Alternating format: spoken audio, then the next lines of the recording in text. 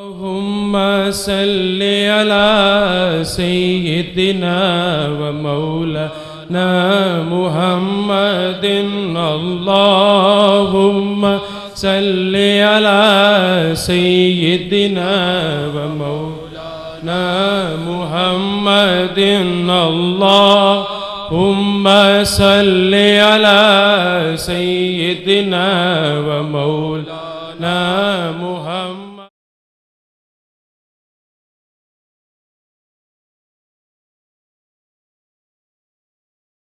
حدیث مسلسل بالمصافحہ میں نے مصافحہ کیا شیخ ابراہیم القیروانی سے اور انہوں نے مصافحہ کیا وہو صافحہ الشریف الساوی بمکہ. انہوں نے حضرت الشیخ الشریف الساوی سے مکہ معظمہ میں مصافحہ کیا. دو ہو گئے نا. وہو صافحہ بعد الجن الذی صافحہم رسول اللہ صلی اللہ علیہ وسلم. اور انہوں نے ایک جن صحابی کے ساتھ مصافحہ کیا. اور انہوں نے ایک جن صحابی سے مصافحہ کیا اور اس نے آقا علیہ السلام سے مصافحہ کیا ہوا تھا. تو کہتے ہیں سو آقا علیہ السلام سے مصافحہ کرنے میں مجھ میں اور مصافحہ مصطفیٰ میں صرف 3 آدمی. فبینی وبین رسول اللہ صلی اللہ علیہ وسلم ثلاثۃ رجال. کیا مجھ میں اور رسول پاک صلی اللہ علیہ وسلم کے درمیان مصافحہ کی سند میں صرف 3 آدمی ہیں. 3 واسطوں سے آقا کا مصافحہ نصیب ہے. اور آپ میں اور آقا علیہ السلام کی بارگاہ تک حضور تک مصافحہ کی سند میں صرف 5 آدمی. 5 بتائے تھے نا جی 5. اور یہ امام شارانی رحمۃ اللہ علیہ آج سے 400-500 سال پہلے ہوئے. یہ آج سے 400-500 سال پہلے ہوئے. تو ان میں اور آقا علیہ السلام کے درمیان کہتے ہیں فبینی وبین رسول اللہ صلی اللہ علیہ وسلم ثلاثۃ رجال. 3 افراد کا واسطہ ہے مصافحہ میں اور آپ میں 1400 سال ہو کر اور آقا علیہ السلام تک صرف 5 افراد کا واسطہ ہے مصافحہ. آقا علیہ السلام کے کیا کیا کرم اور کیا خیراتیں ہیں آپ پر اور اس منہاج القرآن پر. 3 واسطوں کا ذکر اور جن صحابی سے مصافحہ کا طریق یہ آج بیان ہوا آپ کے سامنے. یہ سند ہے. تو بتا یہ رہا تھا کہ یہ مقامات اور درجے آقا علیہ السلام کی بارگاہ میں حضوری اور آپ کی کچہری اور عالم بیداری میں آقا کی بارگاہ کی حاضری رہنا یہ درود و سلام کی کثرت کی برکات اور فیوزات میں سے نصیب ہوا. اور اس مقام تک جا پہنچے کہ شیخ ابو العباس المرسی بیان کرتے ہیں کہنے کیا کیا اولیاء اس مقام پر پہنچے. شیخ ابو العباس المرسی بیان کرتے ہیں. اور شیخ ابو العباس المرسی کون ہیں؟ یہ امام ابو الحسن شاذلی رحمۃ اللہ علیہ کے خلیفہ ہیں. صاحب حزب البحر امام ابو الحسن شاذلی کے خلیفہ ہیں. اور ان کا مزار مصر میں سکندریہ میں ہے. حضرت شیخ ابو العباس المرسی کا مصر کے شہر السکندریہ میں ہے. تو میں نے وہاں حاضری دی. میں نے آپ کو بتایا تھا کہ آمنے سامنے مزار ہے ان کا اور امام شرف الدین بوصیری رحمۃ اللہ علیہ کا. شیخ ابو العباس المرسی جو خلیفہ ہیں امام ابو الحسن شاذلی رحمۃ اللہ علیہ. یہ شیخ مرسی روایت کرتے ہیں فرماتے ہیں کہ فقیر کا مقام کیا فقیر کا مقام اس وقت تک مکمل نہیں ہوتا جب تک وہ آقا علیہ السلام کی بارگاہ میں حضوری والا نہ ہو جائے. جب تک وہ حضور کے ساتھ اس کا اجتماع نہ ہو. سارا یجتمع برسول اللہ صلی اللہ علیہ وسلم ویراجعہ فی امورہ.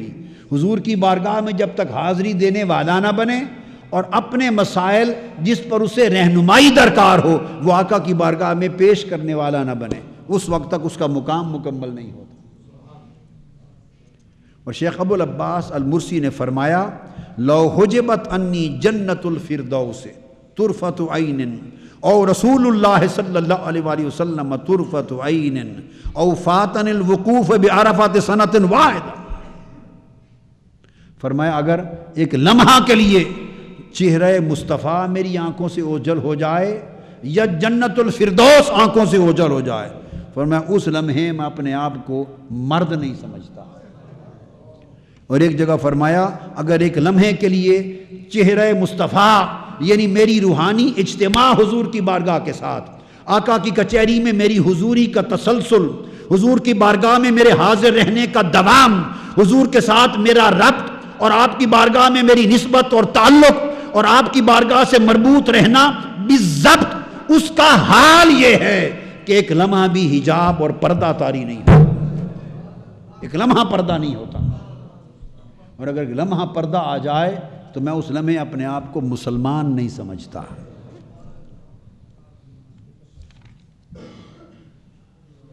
اور امام شعرانی رحمۃ اللہ علیہ نے فرمایا کہ بڑے بڑے اکابر اولیاء ایسے ہوئے جن کو کثرت کے ساتھ اور کئیوں کو ہمہ وقت بارگاہ مصطفیٰ میں حضوری رہتی تھی۔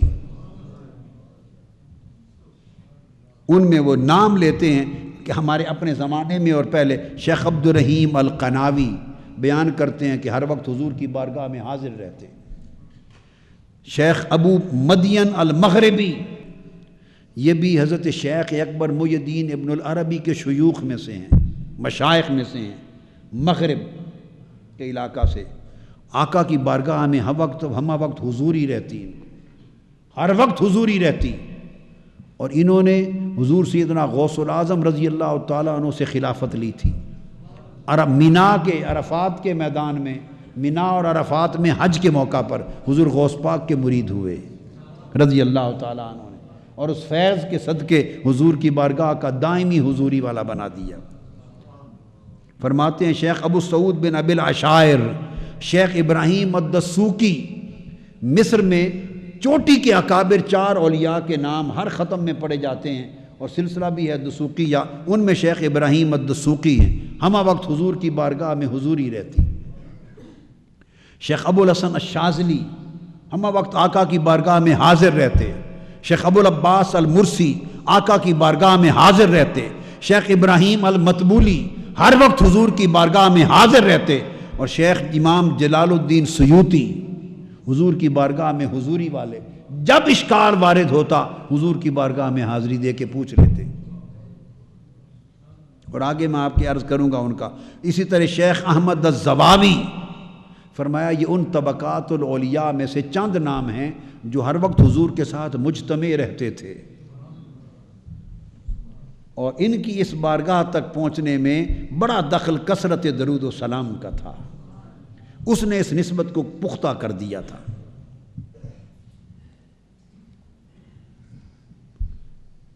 امام جلال الدین سیوطی کا یہ عالم تھا کہ ان کے ایک بڑے قریبی دوست تھے، ان کے بڑے قریبی دوست تھے، محبوب دوست، ان کا نام تھا شیخ عبد القادر الشاذلی۔ امام جلال الدین سیوطی بھی طریقتاً شاذلی تھے، یعنی امام ابو الحسن شاذلی کے طریقہ سے تھے امام سیوطی۔ شاذلی طریقہ قادریہ کی ایک شاخ ہے الگ، طریقہ قادریہ کی شاخ ہے۔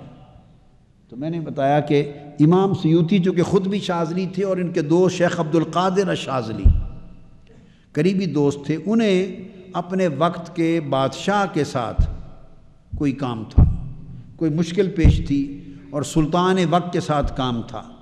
اس نے امام جلال الدین سیوطی رحمۃ اللہ علیہ کو خط بھیجا اور درخواست کی کہ آپ ایک خط لکھ کے صفات یا تشریف لے آئیں اور بادشاہ وقت کو میری سفارش فرما دیں۔ شفاعت کے لیے درخواست کی۔ اس پر امام جلال الدین سیوطی کے چونکہ بڑے قریبی دوست تھے، رازدار اور صاحب معرفت، صاحب ولایت، صاحب طریقت، صاحب نسبت تھے، وہ خود صاحب حال تھے، خود صاحب، ان کا درجہ اونچا تھا، اس لیے حال والوں کو بات بتانے میں مذائقہ نہیں ہوتا، بے حال لوگوں کو بتانے کا کوئی حال نہیں ہے، بے حال لوگوں کو بتانے کا، تو جب بے حال لوگوں کو بتانے کا حال نہیں تو بد حال لوگوں کو بتانے کا حال کیا ہوگا؟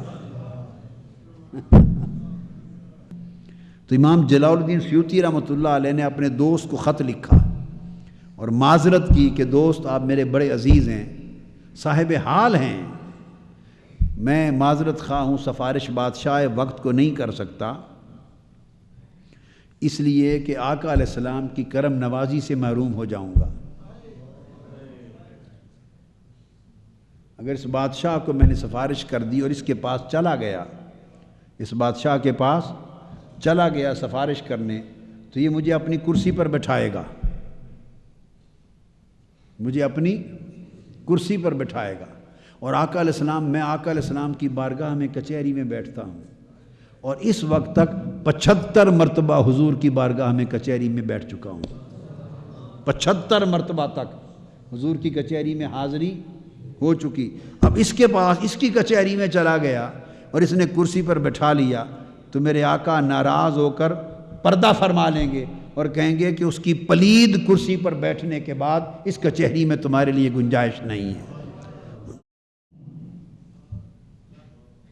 75 مرتبہ، کیا 75 مرتبہ اس وقت تک آقا علیہ السلام کی یقظتاً و مشافہتاً، امام سیوطی فرماتے ہیں بیداری میں اور دو بدو، چہرہ بچہرہ حضور کی بارگاہ میں حاضری دے چکا ہوں، اور مجھے خوف ہے اگر اس کی کرسی پر اس کی کچہری میں جا بیٹھا تو آقا علیہ السلام پردہ فرما لیں گے مجھ سے، اور مجھے فرمائیں گے کہ اس ظالم حکمرانوں کی دربار میں جا کے بیٹھنے کی وجہ سے اب اس کچہری میں تمہاری جگہ نہیں رہی، ہماری کچہری میں جگہ نہیں رہی۔ اور پھر اس دوست کو سمجھایا کہ میں حضور کی حدیث کا خادم ہوں، مجھے لمحہ بلمحہ حدیث کی تسلی درستگی کے لیے حضور سے درخواست کرنی پڑتی ہے، آقا کی بارگاہ میں پلٹ کے بار بار حاضری دینی پڑتی ہے، تو مجھے معاف کر دو، سفارش نہیں کی۔ امام شعرانی نے امام جلال الدین سیوطی کے اس قول کے جواب میں تائید میں شیخ محمد بن زین المادح رحمۃ اللہ تعالی علیہ اکابر اولیاء اللہ میں سے ان کی بات لکھی ہے امام سیوطی کی تائید میں، اور فرماتے ہیں کہ یہ بھی ان اولیاء اللہ میں سے تھے، انہو کان یرا رسول اللہ صلی اللہ علیہ وسلم یقظتاً و مشافہتاً، بیداری میں بالمشافہ حضور کی کچہری میں حاضری دیتے اور زیارت کرتے تھے۔ کہنے لگے کہ ایک مرتبہ ایسا ہوا کہ حج کے لیے گئے اور حاضری میں وہاں تھے، تو ان کے ایک دوست نے حاکم وقت سے سفارش کرنے کے لیے کہا، اور یہ اس کے پاس سفارش کرنے کے لیے چلے گئے، لوگوں کا کام کرنا، اس جذبے سے سفارش کے لیے چلے گئے، پلٹ آئے، اور جب پلٹ آئے تو پھر رات کو بیٹھے، جیسے معمول تھا مراقبہ کرتے اور آقا علیہ السلام کی بارگاہ میں حاضری کے لیے پیش ہوتے۔ تو جب مراقبہ کیا اور حاضری کے لیے آقا علیہ السلام کی طرف متوجہ ہوئے تو پردہ گر چکا تھا، اور آواز آئی کہ تم ظلمت اور تاریکی کی چٹائی پہ بیٹھنے والے ہو، اب اس بارگاہ اور کچہری میں تمہاری جگہ نہیں رہی۔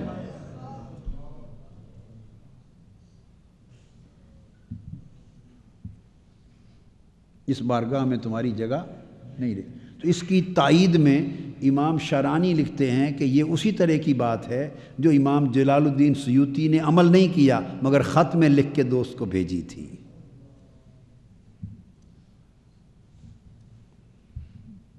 امام الشیخ احمد الزباوی رحمۃ اللہ علیہ فرماتے ان اولیاء اللہ میں سے تھے جن کو بیداری میں مواظبت کے ساتھ، استقامت کے ساتھ، مداومت کے ساتھ، پابندی کے ساتھ حضور کی کچہری اور حضوری حاصل رہتی تھی۔ ان سے کسی نے پوچھا کہ آپ کو یہ مقام کیسے ملا؟ دیکھیے تزکیہ بھی تھا، تصفیہ بھی تھا، ریاضت بھی تھی، کہ یہ نہ سمجھ لینا کہ اور کچھ بھی نہیں چاہیے، بس صرف تسبیح سے ہی ہو جاتا ہے، نہیں، یہ بڑی تسبیح ہے، ہماری تسبیحاں نہیں ہیں۔ ریاضت بھی تھی، صدق بھی تھا، اخلاص بھی تھا، توکل بھی تھا، عبادت بھی تھی، استقامت بھی تھی، زہد بھی تھا، ورع بھی تھا۔ وہ سارے زیوروں سے مالا مال ہوتے تھے، اور ان زیوروں سے سب کچھ ملتا ہے مگر بارگاہ مصطفیٰ کی حضوری نہیں، کچہری نہیں ملتی۔ بڑے اولیاء اللہ ہوئے، بڑے بڑے رتبے ان کو ملے، بڑے بڑے اونچے درجات ملے، بڑے بڑے مراتب پائے، مگر بارگاہ مصطفیٰ کی کچہری ہر ایک کو نصیب نہیں ہوتی۔ یاد رکھنا، کچہری ہر ولی کو نہیں ملتی، اور بیداری میں حضوری مصطفیٰ بھی ہر ایک کو نہیں ملتی۔ ولی کے لیے لازم نہیں کہ ہر ولی کو حضور کی کچہری بھی ملے، آپ میری بات سمجھیں نا، وہ کسی کسی کو ملتی ہے، یہ سارے تقاضے پورے کرتے ہوں ولایت ہو جاتی ہے، مگر ولیوں میں پھر جو حضور کی حضوری اور کچہری وہ درود و سلام کے صدقے سے قربت پیدا ہو جاتی ہے، آسانی پیدا ہو جاتی۔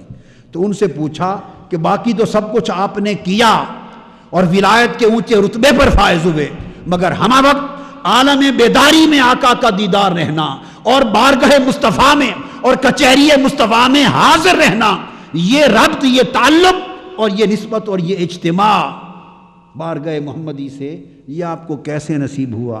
انہوں نے کہا پورا سال ایسا کرتا ہوں کہ ہر روز 24 گھنٹے میں 50,000 مرتبہ آقا کی بارگاہ میں درود و سلام بھیجتا رہتا ہوں، 50,000 مرتبہ حضور کی بارگاہ میں درود و سلام بھیجتا ہوں، اس کے صلے میں حضور کی دائمی کچہری نصیب ہوئی۔ اور شیخ نور الدین الشونی رحمۃ اللہ تعالی علیہ، ان کے لیے امام شارانی نے بیان کیا کہ وہ فرماتے ہیں مجھے یہ کچہری یوں نصیب ہوئی کہ کتنے سالوں سے یہ معمول ہے کہ بلا ناغہ ہر روز دیگر معمولات کو برقرار رکھنے کے ساتھ 30,000 مرتبہ حضور کی بارگاہ میں درود و سلام بھیجتا ہوں۔ یہ بھی کرامت ہے، یہ بھی کرامت ہے۔ اسی طرح جیسے مولا علی شیر خدا رضی اللہ تعالیٰ عنہ جب گھوڑے پر سواری کرتے سفر کے لیے تو رکاب میں پہلی رکاب میں قدم رکھتے تو الحمدللہ رب العالمین کی تلاوت شروع کرتے، دوسری رکاب میں قدم رکھنے تک سورہ والناس تک قرآن ختم کر دیتے۔ اس کو طی لسانی کہتے ہیں۔ کیا؟ طی لسانی، کہ تھوڑے سے وقت میں زیادہ پڑھ جانا، زیادہ کہہ دینا، اور تھوڑے سے وقت میں زیادہ سفر کر دینا، اس کو طی مکانی کہتے ہیں، اور تھوڑے سے وقت میں صدیاں بیتا دینا، اس کو طی زمانی کہتے ہیں۔ یہ کرامات میں سے اور معجزات میں سے الگ چیز ہے۔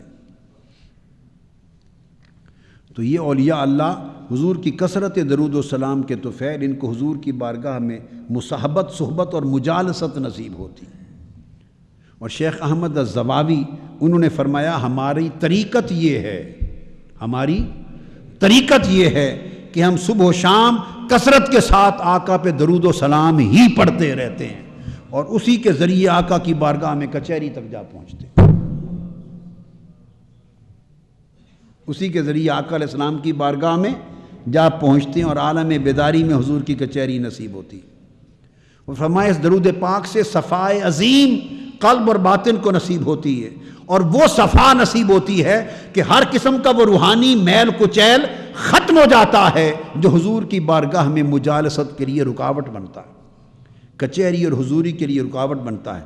اور فرمایا اگر درود و سلام اور محبت کے ساتھ درود و سلام کے ذریعے یہ نسبت و ربط پیدا نہ ہو، باقی عبادت الثقلین، دو جہانوں کی عبادتیں کر ڈالیں تو حضور کی بارگاہ کے یاد یہ ربط اور یہ کچہری اور حضوری نہیں ملتی۔ عبادت الثقلین، دو جہانوں کی عبادتیں کر دیں مگر یہ ربط اس طریق پر نصیب نہ ہو تو حضوری نہیں ملتی۔ فرمایا اسی طرح کہ اگر دل میں نفاق ہو تو کل جہان کی عبادتیں کر لیں، ایمان نہیں ملتا۔ تو جیسے حضور نے فرمایا ایسے لوگ ہوں گے کہ جو کثرت سے نمازیں پڑھیں گے، روزے رکھیں گے، تلاوت کریں گے مگر ایمان سے خارج ہوں گے۔ لہذا قلب اور باطن کی جو صفائی ہے وہ صرف خالی عبادتوں اور اعمال سے نصیب نہیں ہوتی، اس کے لیے قلب میں ایک محبت الہی اور محبت رسول کی ضرورت ہوتی ہے، اور محبت رسول کا طریقہ صفائے قلب کے ساتھ جو درود و سلام کی کثرت سے نصیب ہوتی ہے خیرات، محبت رسول کی وہ کسی اور صورت میں نصیب، تو یہ پھر سریع العمل ہو جاتی ہے، مؤثر ہو جاتی ہے، صفائے قلب و باطن بھی کرتی ہے اور سرعت کے ساتھ حضور کی بارگاہ میں کچہری میں حضور کو قرب بھی عطا بندے کو کراتی۔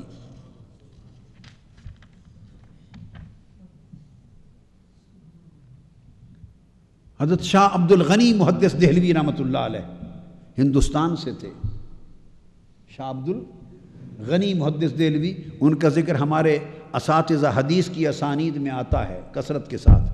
ابا جی قبلہ سے جو مجھے اسانید ملی ان میں ہوگے اوپر ان کا ذکر، ان کے ذریعے پھر شاہ ولی اللہ محدث دہلوی، شاہ عبدالعزیز اور پھر شاہ ولی اللہ تک سند جاتی ہے۔ وہ مدینہ پاک میں تھے اور وہ بیان کرتے ہیں شاہ عبد الغنی محدث دہلوی رحمۃ اللہ علیہ کہ ماہ رمضان میں مسجد نبوی میں بیٹھتا اور اس وقت کے بڑے کامل ولی اللہ سید محمود کردی کے ساتھ میری مجلس رہتی، اور شاہ عبد الغنی محدث دہلوی خود بڑے کامل اولیاء اللہ میں سے تھے، بڑے کامل اولیاء اللہ میں سے تھے، اور فرماتے ہیں میں سید محمود کردی کے ساتھ بیٹھتا، اور چونکہ دوست تھے اور ولی تھے اور دونوں حضوری والے تھے، تو وہ مجھے بتاتے رہتے کہ حجرہ نبویہ صلی اللہ علیہ وآلہ وسلم کے ساتھ بیٹھتے اور مجھے بتاتے رہتے کہ کس طرح بیداری میں حضور سے ملاقات رہتی ہے، اور حضور سے آج کیا باتیں ہوئیں اور آج کیا پوچھا اور آج کیا حال حوال لیے، تو جو کچھ کچہری میں ہوتا اجازت تھی، صاحب حال تھے تو ان کو بتاتے تھے ان کو۔ اور انہوں نے فرمایا کہ ایک روز بتایا کہ میں حاضری کے لیے گیا، حاضری روحانی بات نہیں، کچہری میں حاضری کے لیے بڑا، جب دربار رسالت کی اس کچہری کے دروازے پر پہنچا تو روکا گیا، فرمایا کہ آج چلے جائیں اندر، آج حضرت امیر حمزہ حاضری کے لیے آئے ہوئے ہیں، سیدنا امیر حمزہ رضی اللہ تعالیٰ عنہ حضور کے چچا، وہ زیارت اور حاضری کے لیے آئے ہوئے ہیں، تو دروازہ بند ہے، آج چلے جائیں پھر آئیے گا۔ جنہوں نے خاص واقعہ بیان کیا کہ انہوں نے مجھے یہ راز بھی بتایا۔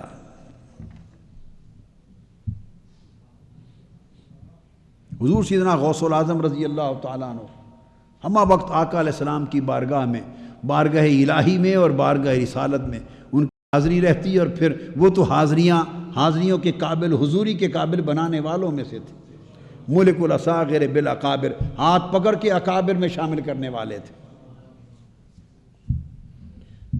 شیخ محمد الحنفی المصری طریقہ خلوتیہ کے اکابر اولیاء اللہ میں سے تھے، ان کے تلامذہ اولیاء اللہ تھے۔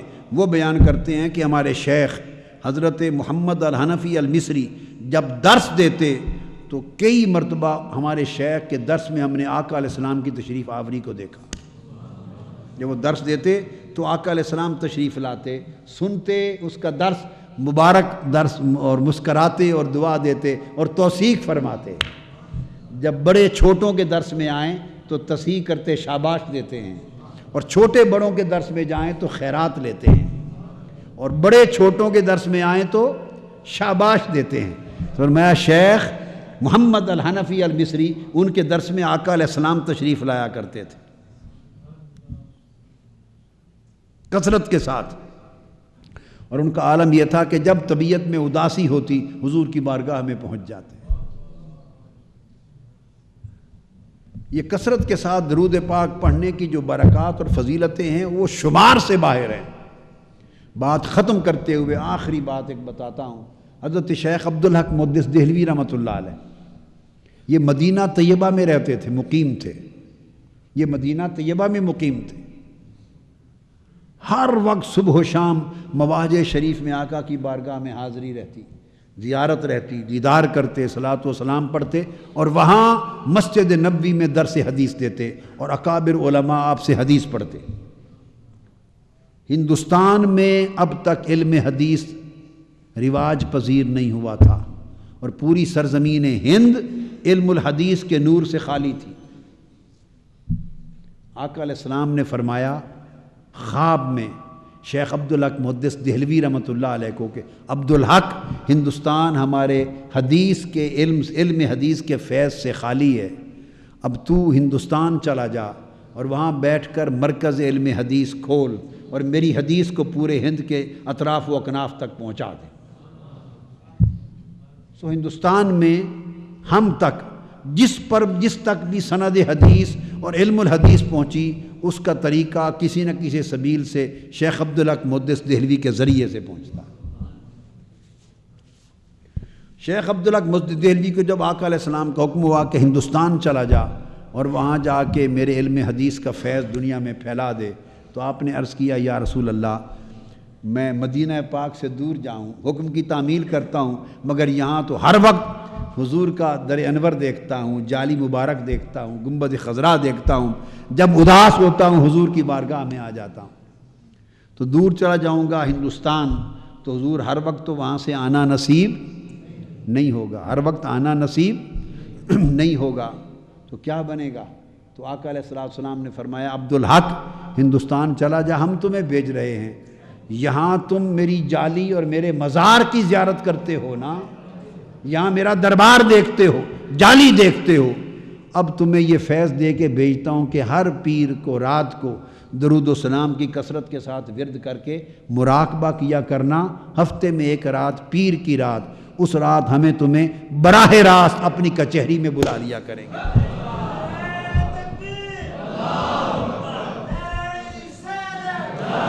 یہاں تو جالی مبارک، یہاں تو ہر وقت جالی مبارک کا دیدار کرتے ہو، وہاں تمہیں ہفتے میں ایک رات اپنی کچہری میں بلا کے اپنا دیدار دیا کریں گے، اور عالم بیداری میں دیدار ہوگا، کچہری میں بلائیں گے۔ حضرت شیخ عبدالحق مدث دہلوی ہندوستان آئے، ہر پیر کی رات حضور کی کچہری میں جاتے تھے، ہر پیر کی رات آقا علیہ السلام کی کچہری میں جاتے تھے۔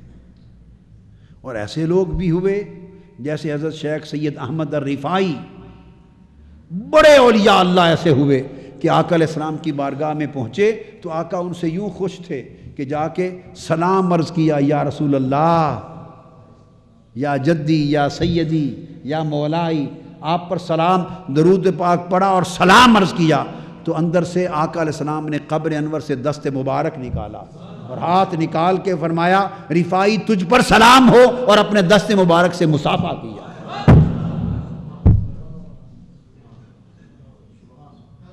بہت اولیاء اللہ جو درود سلام کی نسبت سے بارگاہ مصطفیٰ میں انتہائی قرب پا چکے تھے، جب روضہ رسول پہ جاتے کثرت کے ساتھ واقعات ہوئے، سلام کیا تو اندر سے جواب آیا، اور سینکڑوں ہزاروں حاضرین نے آقا کا جواب سنا۔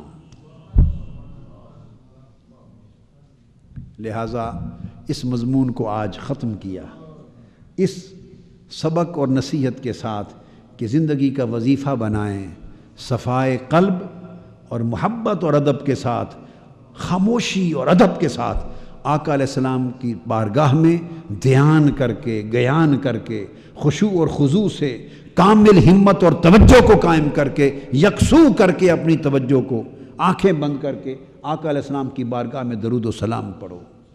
یہ آداب بھی ہیں اور یہ اس کی برکات ہیں، اور عمر بھر اس وظیفے کو قابو کریں کہ جو برکتیں اور جو قربتیں اور آقا علیہ السلام کی بارگاہ کے ساتھ جو نسبتیں اس درود و سلام سے نصیب ہوں گی، وہ کسی اور عمل کے ذریعے نصیب نہیں ہوتی۔ وما علینا الا البلاغ۔ اللہم صلی علی سیدنا و مولانا محمد، اللہم صلی علی سیدنا و مولانا محمد، اللہم صلی علی سیدنا و مولانا محمد